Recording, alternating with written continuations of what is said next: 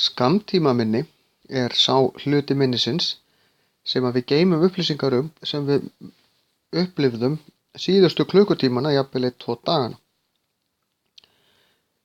Við yfirskrifum skammtímaminnið aftur og aftur, þannig að við getum ekki geymt hluti mjög lengi sem í skammtímaminninu.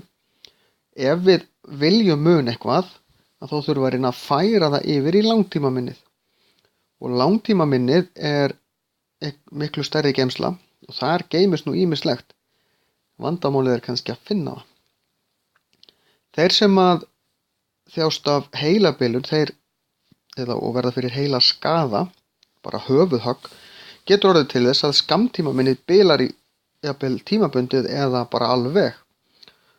Og þá getur fólk munað eftir ýmsu sem að gerðist fyrir löngu síðan en man ekki eftir einhverju sem gerðist fyrir 5 mínútum síðan.